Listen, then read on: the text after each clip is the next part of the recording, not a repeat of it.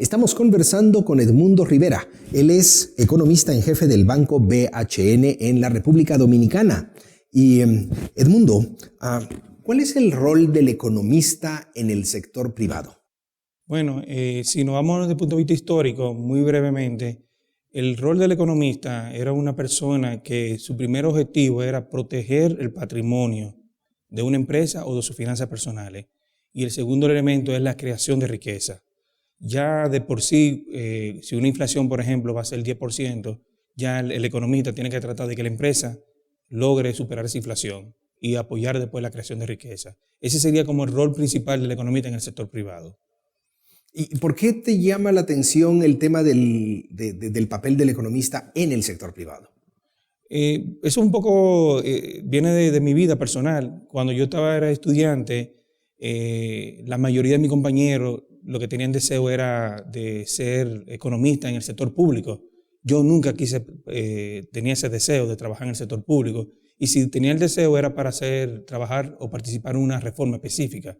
Y esto es importante porque cada vez más se está demostrando que los economistas y ahí la parte de los financistas tiene un rol muy importante en la generación de riqueza de las empresas.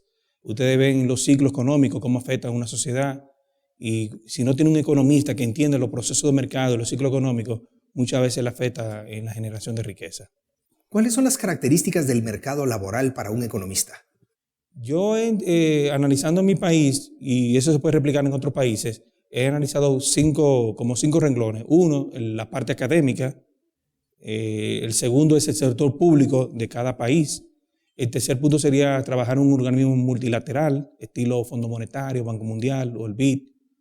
Y el cuarto sería la consultoría, vamos a decir propiamente dicha.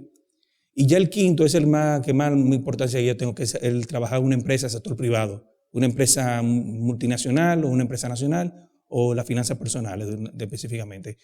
La limitación es que si tú trabajas en la parte académica, en América Latina no se puede hacer mucho la carrera. Tienen que estar en Estados Unidos, Europa. En el sector público, lamentablemente, la visión se pierde mucho porque entra un ente burocrático y se pierde el rol principal de un economista, que es la generación de riqueza y sobre todo, lo más importante, que pierde la función empresarial. O sea, el economista como función empresarial en una empresa se pierde en el sector público. En organismos multilaterales ya eso es otra característica. Usualmente son personas que tienen ya una larga trayectoria y son burocracias internacionales también. En cuanto a la consultoría, va un poco combinado con el sector privado, pero yo la separo porque la consultoría tiene que ver más con una persona que hace una asesoría, un trabajo puntual, inclusive hasta el mismo gobierno puede hacer ese trabajo, pero ya en el sector privado, propiamente una empresa ya es una oficina establecida dentro de la empresa, trabajando como economista a tiempo completo. El economista Bill Hott advirtió alguna vez algo así como que la función del economista es dar consejo económico, basado en la ciencia económica, y no consejo de lo que es posible, porque lo que es posible le corresponde a los políticos.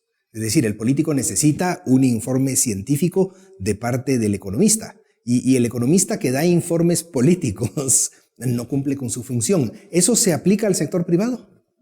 Muy buena la observación, porque yo creo que el economista, y uno tiene que tomar mucho la frase de Frédéric Bastiat, que él decía que el rol del economista no solamente es lo que se ve, sino la parte que no se ve. Cuando una empresa está tomando decisiones de inversión o de política de expansión, de ventas, de ingresos, de lo que sea, y si está en una fase de auge en la economía que no es sostenible, el economista tiene que jugar el papel de decir, mira, no es bueno invertir en este lado del mercado, y ese es el consejo que le da. El segundo punto es precisamente ese es mi temor del economista trabajando en el sector público. Milton Friedman decía que cuando tú ves un economista que tiene una función pública dando una opinión económica, tú tienes que evaluarlo primero como político, más que como economista. Y esto es interesante, ¿por qué? Porque muchas veces cuando un economista está en una función pública, ve las cosas un poquito diferentes, más diplomáticas, más con los intereses que están participando en ese punto de vista político. Pero ya en la empresa, como afecta a los patrimonios o a las finanzas de esa empresa o a las finanzas personales, la decisión que tiene que tomar tiene que ser cónsono con la creación de riqueza de la empresa. Es diferente, un poco se aproxima a esta pregunta a lo que ya hemos platicado, pero ¿es diferente la metodología en el sector privado que en el sector público con respecto al trabajo de un economista? Totalmente. De hecho, algunos compañeros míos dicen que yo he innovado bastante en la parte del economista, en las instituciones financieras dominicanas y un poco en la región, pero yo lo que he replicado un poco a Benjamin Anderson, un gran economista que trabajó en el sector financiero norteamericano en la década de los 20, 30, 40, y combinándolo un poco lo que es Benjamin Graham de Value Investing, o sea, de lo que es análisis de fundamentos. Y eso se divide en tres partes. Una, un análisis de mercado o de procesos de mercado combinado con análisis de fundamentos. Luego tú tienes que hacer un análisis, ese es el primer punto. El segundo punto es entender la reacción de las políticas públicas. Porque si bien uno tiene que entender los procesos de mercado, que eso es los fundamentos, pero uno tiene que entender que hay una participación del Estado en la sociedad y con las políticas monetarias, fiscales, cambiarias, afecta la toma de decisiones.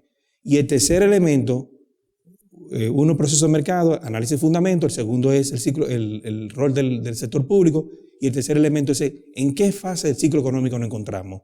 No es lo mismo analizar, por ejemplo, una institución financiera o una empresa, dado el ciclo hacia la baja de la economía dominicana o la economía internacional, que un periodo de auge. Esa es la clave. Y el punto de anexo en ese diseño de evaluación metodológica es que las proyecciones en última instancia son perspicaces empresariales. Si tú te basas en tu fundamento, dos personas pueden tener los mismos fundamentos, pero el tiempo puede ser diferente. Una persona puede decir, la devaluación dentro de un año va a ser un 5%, otra gente dice, no, va a ser un 10%. Eso ya es un asunto de perspicacia empresarial, pero los fundamentos no necesariamente tienen que estar contradictorios.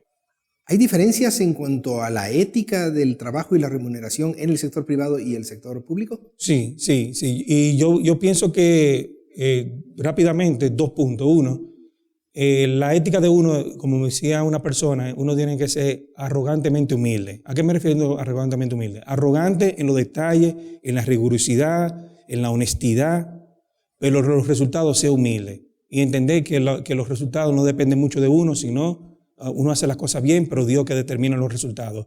Si le va muy bien, darle gracias a Dios, pero si le va muy mal, aceptar el error y volver a hacer las cosas bien. En cuanto a la remuneración, no quiero, porque cada caso es muy específico, pero yo me guío mucho de lo que dice la palabra en la Biblia. El que es fiel en lo poco, es fiel en lo mucho. Y cuando tú tienes un buen trabajo y haces una buena remuneración, tienes pensando de criterio de mayordomía.